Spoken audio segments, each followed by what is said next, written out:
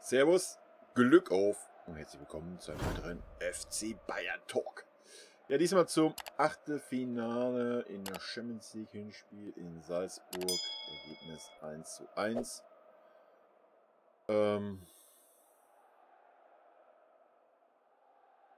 Ja, was soll ich sagen, Leute? Am Ende des Tages, ja, eigentlich zu wenig für uns. Ich denke auch aufgrund der zweiten Halbzeit hätten wir schon einen Sieg verdient gehabt. Uns hat heute so ein bisschen das Spielglück gefehlt, fand ich. Allerdings muss man auch sagen, die erste halbe Stunde war eine Frechheit von unserer Mannschaft. Und zwar abgesehen vom Sané, von der kompletten Mannschaft und vielleicht nur abgesehen vom Ulreich. Gefühlt war keine Körperspannung da, keiner hat mal einen Zweikampf vernünftig angenommen, keiner war wirklich... Man hatte immer so das Gefühl, keiner hat Bock gehabt irgendwie. Also, wenn man sich da vorher mal die Pressekonferenz vom Müller angehört hat und so und ja, jetzt Champions League und englische Wochen gehen los und ja, jetzt kommen wir wieder in den Rhythmus und so weiter. Wir brauchen das und so weiter. Auch Müller war eine Katastrophe, ja, muss man ganz klar so sagen. Also erste Halbzeit. Ich meine, wir reden immer noch von Salzburg, wa? Ja, die haben ein paar talentierte Spieler da drin, keine Frage. Ja, die haben auch ein bisschen Speed auf dem Platz, keine Frage. Aber am Ende des Tages ist es Salzburg, Leute.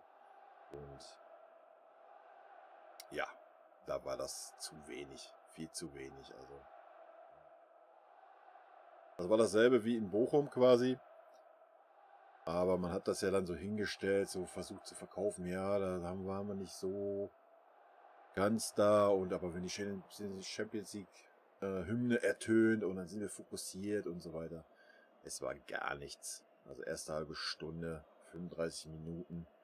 So die letzten 10 Minuten waren okay. Erste Halbzeit, zweite Halbzeit. Ja, war es ein Spiel auf ein Tor. Ja, wir haben 1 oder 2 Konterchancen zugelassen. Und 1, 2 Ecken halt dadurch. Aber ansonsten war es ein Spiel auf ein Tor, war völlig okay. Nichtsdestotrotz gefällt mir die Aufteilung vorne gar nicht. Ja, man hat es auch gesehen heute. Es haben die glasklaren Chancen haben ein bisschen gefehlt. Wie gesagt, aber sind wir bei so ein bisschen Spielglück mäßig. Aber auch zweite Bälle haben wir erste Halbzeit gar nicht gekriegt. Zweite Halbzeit war das besser. Aber ja, mal abgesehen von Coman offensiv, zweite Halbzeit, war das auch nix. Ne? War das wirklich nix, muss man so sagen. Und zweite Halbzeit hat man aber wenigstens gemerkt, dass sie wollten. Und jo, man hat sogar mal einen emotionalen Ausbruch gesehen am 1:1 in unserer Mannschaft. Das hat man ja in letzter Zeit täglich vermisst. Ja, keine Ahnung. Also mir gefällt das mit dieser Dreierketten-Scheiße da hinten. Gefällt mir gar nicht. Ich weiß nicht, der Flick hat das damals auch ein paar Mal probiert, hat der aber auf die Fresse gekriegt. Ich weiß nicht, warum man das jetzt wieder da reinfuchsen muss. Ich glaube, Stanisic saß sogar auf der Bank und Pavard lässt mal auch einen linken Verteidiger spielt. Pavard als Innenverteidiger und Sülas als Innenverteidiger, lassen Hernandez links und stellt rechts einen Stanisic hin. Also habe ich auch gerade erste halbe Stunde, also hat Salzburg das gespielt, so wie man es gegen eine Dreierkette spielen muss. So wie es aber auch jeder Mannschaft gegen uns spielt. Ball da vorne auf die Außen und Attacke oder Ball erst in die Mitte, weil defensive Mittelfeld war wieder gar nicht vorhanden. Kimmich war Note 6, Alter. Tolisso kannst du gleich mit einer Note 5 dahinter stellen. Also das war wieder ein graues heute anzugucken. Und ja, dann stehen hinten 3 Leute. Ja? Muss man so sagen. Ja, Gnabry habe ich defensiv gar nicht wahrgenommen heute. Den habe ich aber auch offensiv kaum wahrgenommen. Die Bälle, die er da hatte, hat er gefühlt nicht einen Zweikampf gewonnen. Aber wahrscheinlich ist er gleich in den Statistiken wieder vorne mit dabei. Keine Ahnung, also. Nee, verstehe ich nicht. Also ich denke, ja, weiß ich nicht. Die Dreierkette ist, ja, wenn du dann wenigstens auf den Flügeln doppelst oder so, verstehe ich das. Dann wäre es vielleicht noch sinnig irgendwie. Aber ich habe so das Gefühl, Müller und Sané, und die stehen sich alle beide auf für Füße rum. Ne? Von Müller siehst du irgendwie gar nichts, wenn der Sané auf dieser Position spielt. Das war jetzt in den letzten Spielen so. Keine Ahnung, da irrt der Müller da irgendwo rum, weiß ich auch nicht, was er macht. Da bringen auch die 2 Sechser nichts. Ja. Wenn ich gesehen habe, dass der Tolisso dann und links auf der linken Seite auch eine Außenlinie war die ganze Zeit. Also, Leute. Weiß ich nicht. Kann man sich wieder selber ankreiden, die ganze Story. Aus Trainersicht meines Erachtens nach. Vor allen Dingen, was spricht dagegen, einen von den dreien draußen zu lassen? Ne? Von Gnabry, Sané und Coman. Hast du immer noch einen, den kannst du in der Halbzeit austauschen. Fertig. Kannst du mal ein bisschen frischen Wind bringen. Konnten wir heute auch nicht. 10 Minuten, aber 15 Minuten verschlossen, Choupo-Moting. Ja, wow. Ganz großes Kino. Verstehe ich halt nicht. Ich verstehe es nicht, warum man sich da so festnageln muss und man muss da vorne mit den dreien plus ein Müller da rumeiern und ein Devi da vorne drin. Verstehe ich nicht. Also gefühlt stehen sie sich mehr auf die Füße wie alles andere. Der Sané war so stark über links.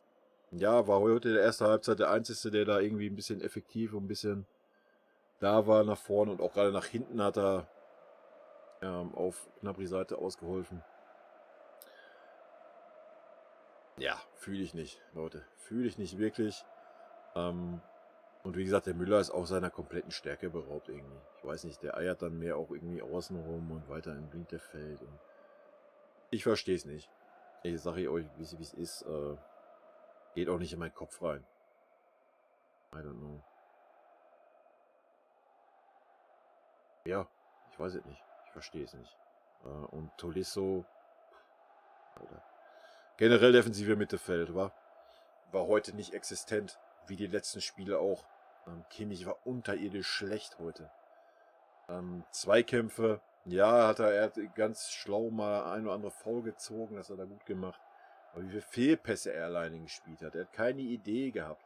Wir waren generell 40, 50 Minuten einfach ideenlos vorne. Wie gesagt, wir standen uns mehr auf die Füße rum. Erste halbe Stunde hast du das Gefühl gehabt, so, es hat gar keiner Bock, sich zu bewegen. Die standen alle auf ihre Position, wenn einen angespielt hast, wie beim Einwurf. Da gab es auch 2, 3 Pässe. Ja, ich gucke mal, ob der Ball bis nach mir kommt. Nee, es kommt da jetzt nicht. Da kommt ein Spieler dazwischen. Ja, was machen wir da? Also, weiß ich nicht. Also, wenn du so am Wochenende in Fürth aufläufst, Alter, dann geht das genauso wie in Bochum. Und dann wird's peinlich, wa? Verstehe ich nicht. Gut, am Ende des Tages haben wir es ja noch gerettet. Ne? Mit dem Unentschieden. Ja, Unentschieden macht es schon leichter fürs Rückspiel, wa? Klar, wenn du 1-0 verlierst, dann musst du definitiv gewinnen. Ich meine, so jetzt musst du auch definitiv gewinnen. Auswärtstorige gibt es nicht mehr. Also. Aber jetzt reicht halt ein Sieg fürs Weiterkommen. Ne? So hätte es vielleicht, wenn es so mit einem Torunterschied gewesen wäre, eine Verlängerung gegeben oder sonst irgendwas. Ja, weiß ich nicht. Weiß nicht,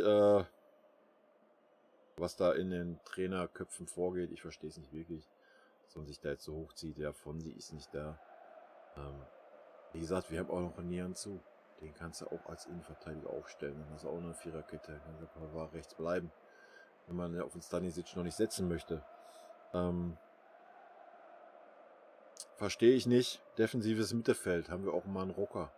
Ja, der wurde mal reingeschmissen und keine Ahnung. Aber nein, vom Tolisso läuft ja der Vertrag aus. Den geben wir jetzt schön Spielzeit. Den blasen wir Zucker im Arsch, damit er seinen Vertrag vielleicht doch noch verlängert. Damit wir ihn dann ein halbes Jahr oder ein Jahr später für ein paar Millionen verkaufen können, weil er eh nicht gesetzt ist. Und ach, diese ganze Scheiße da im Hintergrund, die geht mir so auf den Sack. Ganz ehrlich, ich sag's euch. Anders kann man sich das nicht erklären. Also, ja, Tolisso hat mal ein gutes Spiel gemacht die letzten Wochen, aber ansonsten auch heute wieder Zweikampfführung war eine 6, Alter. Eine 6 einfach. Oh, und wo der rumgeirrt ist, ey. Mehr halb links oder ganz links außen wie irgendwie in der Mitte mal. Ich weiß es nicht. Hat mir nicht gefallen. Wie gesagt, zweite Halbzeit kann man der Mannschaft keinen Vorwurf machen. Hat sie ein gutes Spiel gemacht, ja. Trotz dieser Dreierkette, aber auch da habe ich das Gefühl gehabt, dass man sich vorne einfach auf die Füße steht. Gut, der Müller hat dann irgendwann den Ball da noch verlängert zum Tor hin. Ansonsten hast du Müller nicht gesehen. Ja. Hat sich ab und zu mal außen fallen lassen, um überhaupt mal einen Ballkontakt zu haben. Levi hast du heute gar nicht gesehen. Abgesehen vom Anfang der zweiten Halbzeit, wo er sich bis auf Mittellinie hat fallen lassen, um den Ball mal zu bekommen. Ja, hat man gar nicht in Szene gesetzen können heute. Absolut null. Also ganz komisch irgendwie. Aber gut, ich würde sagen, bevor ich mich hier in Rage rede,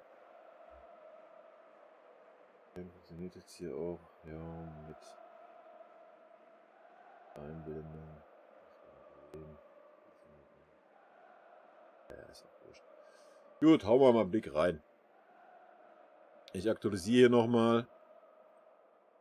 Was jetzt sich hier noch ändert. So kurz nach Abpfiff war. So, Ballbesitz. 71% zu 28, ja. Erste Halbzeit war es noch, glaube ich, 60-40 ungefähr.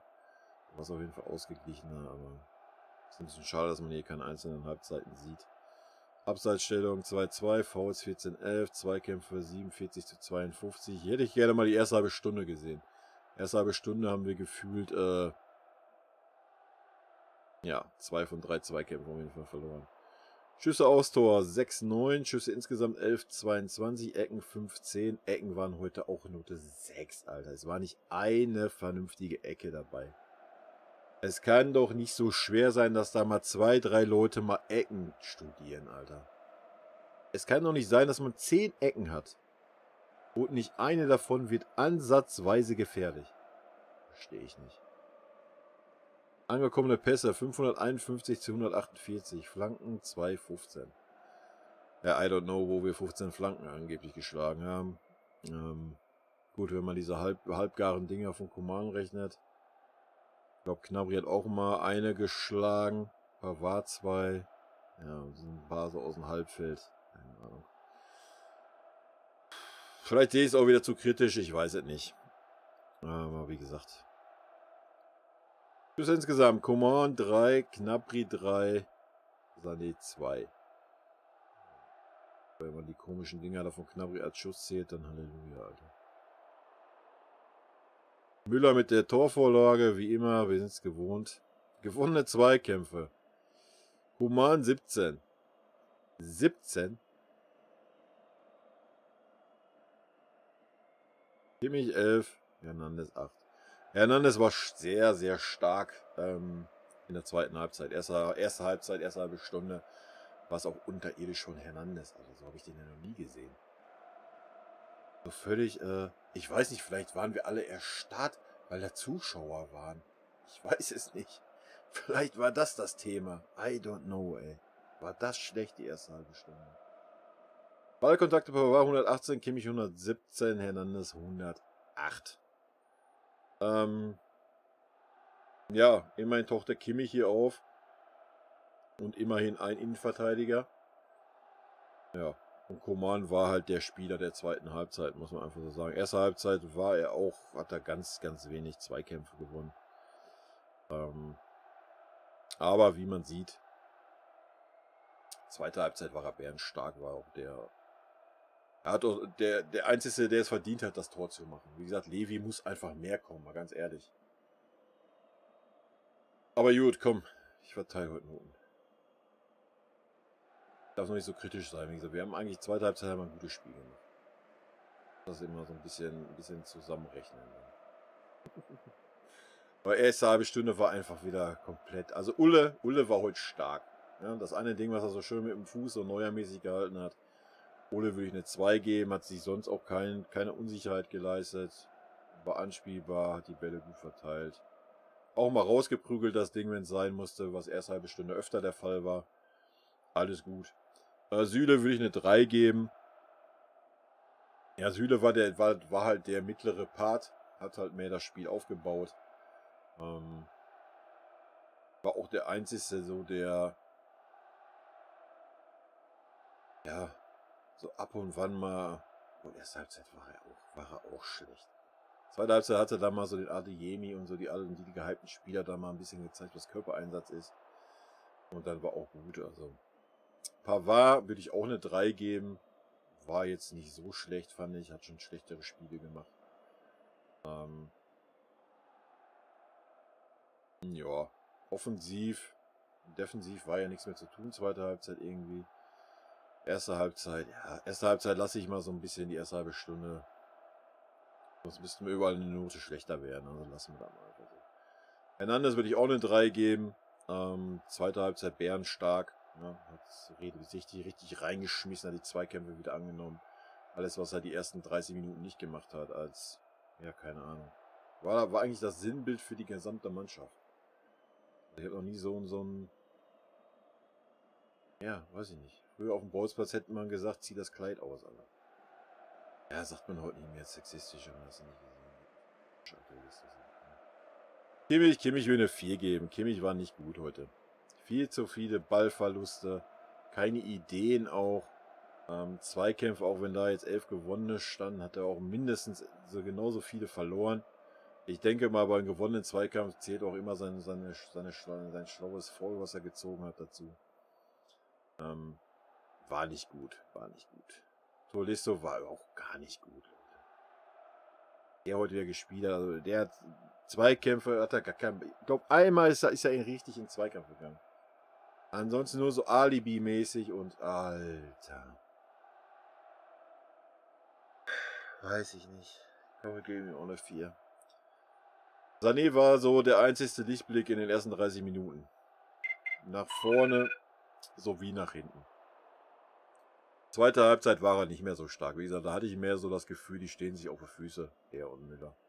Das war ganz komisch irgendwie. Und nach links konnte er nicht, da war Coman und ja, weiß ich nicht. Hat mir nicht gefallen. Find diese Aufstellung da mit den beiden da auf 10 und 8 und was weiß ich. Gefällt mir nicht. Finde ich überbesetzt. Die klauen sich mehr die Räume, als wie, dass es irgendwas bringt, meines Erachtens nach. Von daher würde ich Sané auch eine 3 geben. Müller dasselbe, würde ich auch eine 3 geben. Kannst du gleich mit einziehen, weil wie gesagt, die beiden sternten sich da mehr auf die Füße wie alles andere. Coman würde ich eine 2 geben. Neben Ulle. Die einzigen 2 heute. Gnabry. Gnabry würde ich eine 4 geben. Ja, keine Ahnung. War eine Offensive der Schwächste. Meines Erachtens nach. Ja, hat 3 Schüsschen da gehabt. Eine war sogar gar nicht schlecht, aber da weiß ich auch nicht. Da muss auch ein bisschen mehr kommen. Aber wie gesagt, das ist vorne, ich fand es halt einfach too much. Es war halt too much da. Die Räume waren irgendwie so eng besetzt. Hat aber auch ein bisschen, man muss knapp ein bisschen Schutz geben, auch richtige Scheißbälle von Kimmich teilweise gekriegt, die er gar nicht verarbeiten konnte und so. Ja, komm, machen wir hier dasselbe wie bei Müller und Sané zwischen 3 und 4. Levi will ich heute eine 4 geben. Levi habe ich heute gar nicht gesehen. Also keine Ahnung. Im Strafraum habe ich ihn vielleicht zweimal wahrgenommen. Ansonsten, ja, wo er sich hat fallen lassen mal, da hat er mal einen Ballkontakt gehabt, da hast du ihn mal gesehen auf dem Platz. Ansonsten hast du ihn gar nicht wahrgenommen auf dem Platz. Keine Ahnung. Das war nix heute. War einfach abgemeldet, muss man mal so ganz klar sagen. Ansonsten, Sabitzer kam noch rein für 10 Minuten, Schupo für 12 Minuten. Ja, was soll ich da sagen? Beides super unauffällig. Ja, wenn wir mal auf die Ersatzbank gucken. Wir haben den Stanisic auf Ersatzbank gehabt, wir haben den Saar auf Ersatzbank gehabt, der ja mit Sicherheit kein guter rechter Verteidiger wäre. Aber wir haben sogar auch den Omar Richards, der für mich einen souveränen linken Verteidiger spielen kann. Also es ist nicht so, dass wir nicht hätten eine Viererkette spielen können. Wir haben Paul Wanner auf der Bank. Ja, der ja schon so hochgelobt ist, ja, dass er ja wahrscheinlich gar nicht erst auflaufen braucht. Hätte man auch mal reinschmeißen können. Es ist nicht so, dass Müller oder ein Sané oder ein Gnabry so mega stark waren in der zweiten Halbzeit. Hätte man dann vielleicht auch mal in der 70. Minute mal für 20 Minuten bringen können. Hätte er doch mal ein bisschen was zeigen können. Verstehe ich auch nicht. Nianzou habe ich schon gesagt und Upa ist auch da. Ich finde, der Upa hat mal ein bisschen Unrecht getan letzten Spieltag. Also man hätte locker mit einer Viererkette spielen können und ja, I don't know. Ich weiß nicht, was der Nagelsmann an der Dreierkette findet. Wer weiß, vielleicht sitzen wir hier in 4 Wochen oder in 8 Wochen und die Mannschaft hat es verinnerlicht. Aber warum dann noch den Süde da spielen lassen, ist auch wieder so eine Sache. Wenn man dann halt jetzt auf Dreierkette gehen möchte, öfter mal, wird wahrscheinlich auch kein Dauerzustand sein, aber wenn man das öfter mal machen möchte, sollte man das vielleicht auch dem Personal beibringen, was dann da nächste Saison spielen wird. Und da gehört ein Süle nun mal nicht dazu. Ja. Aber gut. Was soll ich sagen? Meine Meinung dazu. So Leute, ich mache Feierabend, ich muss ins Bett. Morgen muss ich arbeiten. Ja, wie gesagt, ich will das Ganze nicht zu schlecht reden. Zweite Halbzeit haben wir ein gutes Spiel gemacht. Hat uns ein bisschen das Spielglück gefehlt in der einen oder anderen Situation, aber ja, ich denke, mit der Benotung lag ich schon ganz gut. So ein Levi und sowas, da muss halt einfach mehr kommen. Ne? Klar, Levi kann auch mal einen schlechten Tag haben und so weiter, alles gut. Vielleicht waren wir echt ein bisschen geflasht oder eingeschüchtert von der Kulisse. Nach so langer Zeit mal wieder im Ausverkauf im Haus, was da die ganze Zeit Stimmung gemacht hat, ich weiß es nicht. Anders kann ich es mir nicht wirklich erklären, warum wir die erste halbe Stunde da ja einfach nicht präsent waren irgendwie. Ganz komisch. Danach wurde es besser, ohne die zwingenden Chancen zu haben. Und zweite Halbzeit war das Spiel auf ein Tor im Endeffekt. Aber auch ohne da so die ganz glasklaren Chancen zu haben, wo wir wieder so mal ein bisschen Spielglück sind. Aber gut. Das war's, Leute. Wohlweise Grüße gehen raus, bleibt gesund. Wir hören uns Sonntag, wer Bock hat. Der Sonntag ist Sieg ist Pflicht. Ich bin sehr gespannt, wie wir da auftreten werden in diesem Sinne. Haut rein, bis dann. Tschüssi.